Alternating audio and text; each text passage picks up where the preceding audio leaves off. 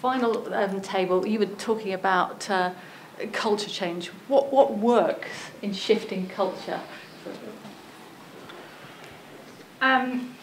We had a little bit of difficulty discussing the actual sort of what works, and we actually started, and I think it's a really good position to follow on from the last person that spoke, which is in terms of it's all right to have strategies to deal with things after the fact, but how do we prevent ourselves getting there in the first place?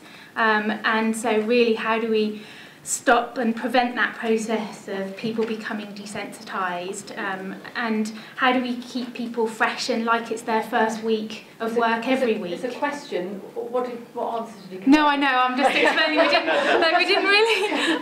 I can only feed back on our discussion.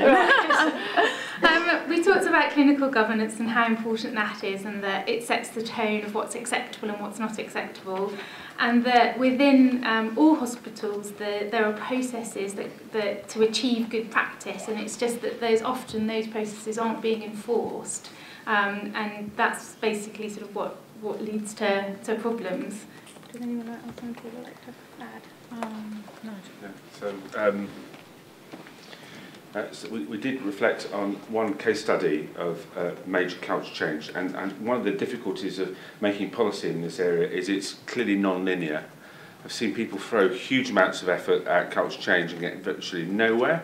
The World Bank spent millions of pounds and got nowhere, and I've seen other places where a change of chairman, a change of chief executive, a few key symbolic acts, devolution of power, and some clear direction produces kind of minor miracles. So it's very difficult to make policy prescription in this area. But what is clear is if all you do is just change the objectives, nothing happens. If you focus on behaviour, but you don't change, if you don't reinforce that with proper leadership, and you don't look at how people actually the values and mindsets and that people bring to work, and you do all of that consistently, you have no chance. Yes. But even if you do all of that, you make it not get predictable results, I think, is unfortunately the message. It's an art rather than a science.